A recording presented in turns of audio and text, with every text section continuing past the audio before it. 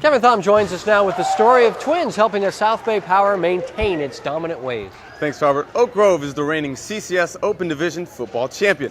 They're hoping to repeat as section champs and finish their season playing for a state title. If this does happen, the Carr brothers will be a main reason why. Inside Cal Hot Sports. Oak Grove senior Omari Carr was born 22 minutes before his fraternal twin Jabari. Right over left. They grew up trying to distinguish themselves from one another. A tough task when you're dressed in matching outfits.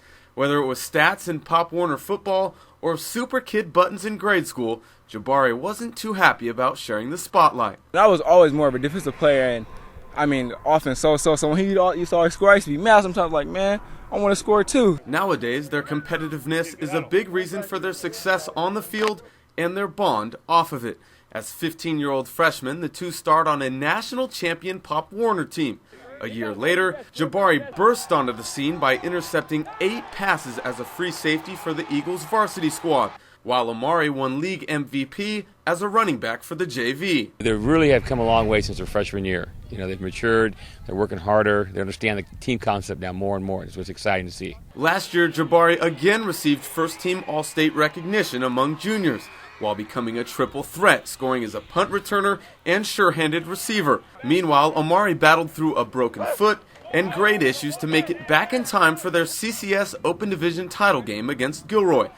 Omari didn't figure he'd play much, but an injury to starting running back Nevin Gardner changed everything. Right when Nevin went down the first play, when I went to the sideline, I told him, you got to step it from here on out. Right when he got the ball, first play, touchdown. Omari finished with 26 carries for 130 yards and 2 scores in a 46-35 victory. I was proud. I was happy because I want people to know who I am. I just hope people I could play for next year. And next year is now. Omari's off-season workouts are paying off as he's rushed for 254 yards and 3 touchdowns on just 27 carries. He's also a threat out of the backfield.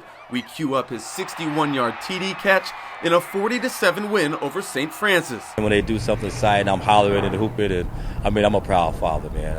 I got to say it's really been a pinnacle for me in my life. Omari's fast start has him setting, well, ambitious personal goals. 28 touchdowns.